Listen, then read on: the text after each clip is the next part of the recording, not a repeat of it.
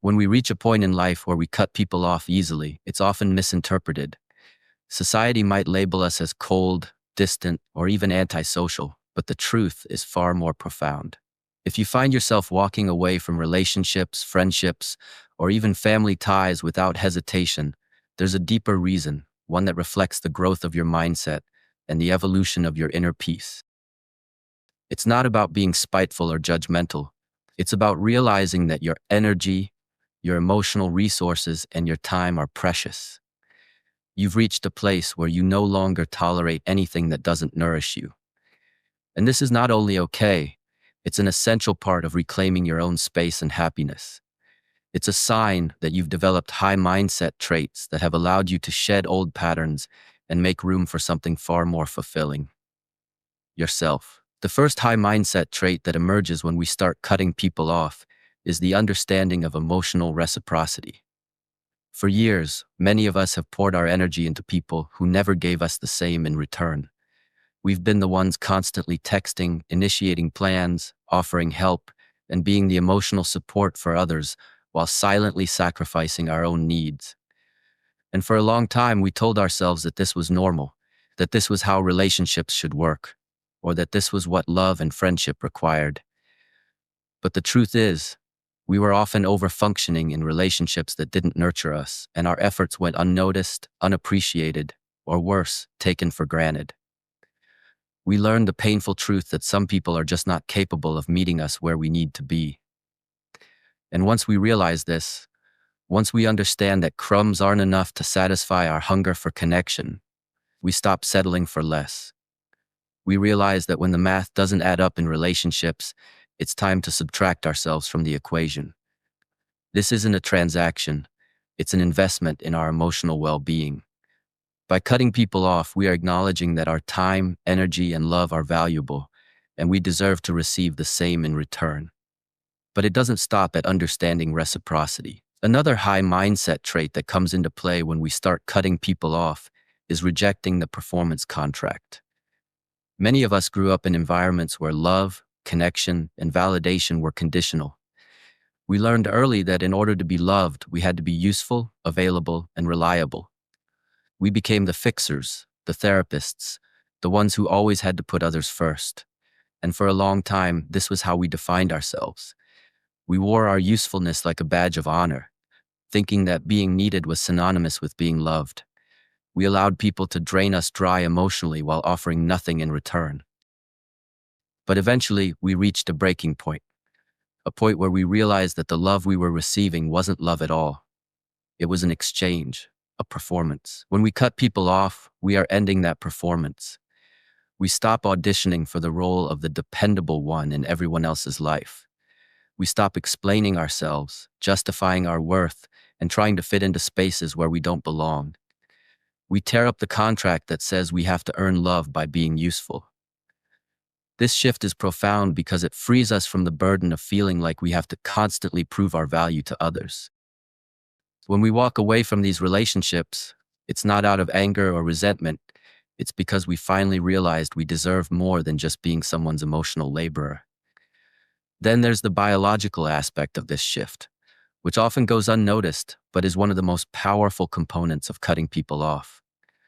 It's called Neurosception, a concept developed by Dr. Stephen Porges, who created the Polyvagal Theory. Neurosception is the body's subconscious ability to detect safety or threat, and for many of us, it's the key to understanding why we find peace in silence. Over the years, we've conditioned ourselves to remain in toxic relationships or situations because the chaos felt familiar. We mistook the hot and cold behavior of others for passion, and we became addicted to the emotional roller coaster. But as we grow, our bodies begin to reject these patterns. Our nervous system starts to detect when we're in the presence of toxicity long before our minds catch up.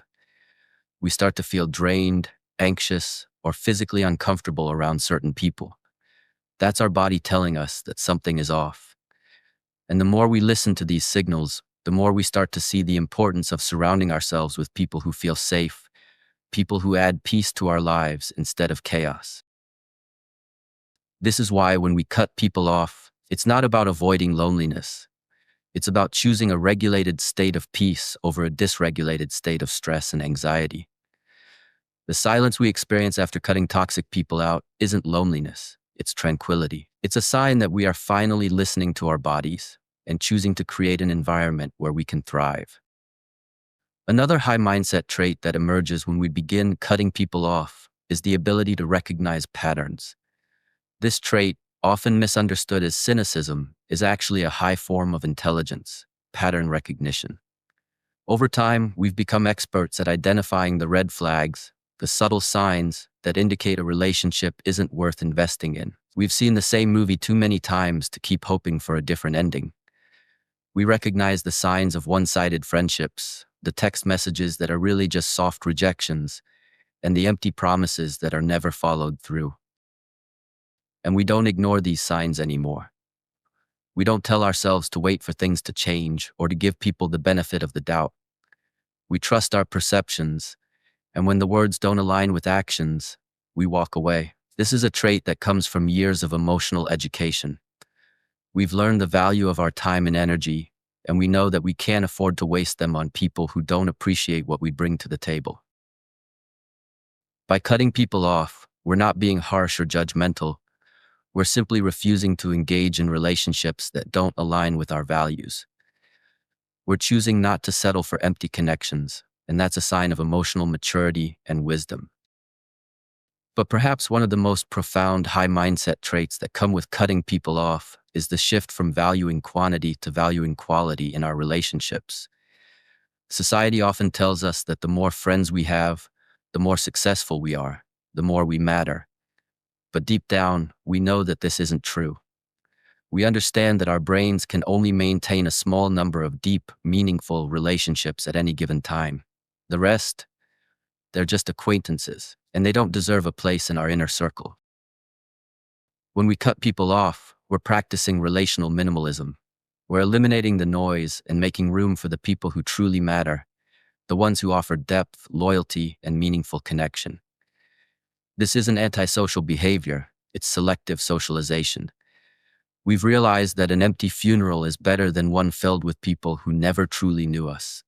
We'd rather have a handful of people who love us deeply than a crowd of superficial acquaintances who drain us. The final high mindset trait that comes into play when we cut people off is the realization that we don't need to prove our worth anymore. For years, we might have tried to earn our place in others' lives. We might have believed that if we just cared more, tried harder, or gave enough, people would finally show up for us the way we needed. But the high mindset shift happens when we realize that we can't love people into respecting us. We've stopped shrinking ourselves, performing, or begging for validation. We've stopped accepting relationships where we do all the emotional labor while others sit back and take. We've learned that we can't fix what isn't broken, and we can't give to people who aren't capable of receiving. When we cut people off, it's not because we're angry or bitter. It's because we've finally learned to love ourselves enough to walk away from the people who aren't capable of loving us the way we deserve. If this message resonates with you, if you found yourself cutting people off and wondered why it feels so freeing, then I invite you to reflect on these high mindset traits and embrace them as a sign of your growth. You are not cold. You are not broken. You are simply shedding the layers of the past, pruning the weeds from your garden, and making room for the peace, joy, and meaningful connections that you deserve. Don't feel guilty for walking away from people who don't serve your highest good. You are not abandoning them. You are choosing yourself. And that is the most powerful choice you can make. If you've enjoyed this insight, make sure to subscribe to my channel, The Known Sense, where we dive deep into the psychology of human behavior and explore how to cultivate a life of emotional intelligence, peace, and self-respect. Thank you for joining me, and I look forward to seeing you in the next video.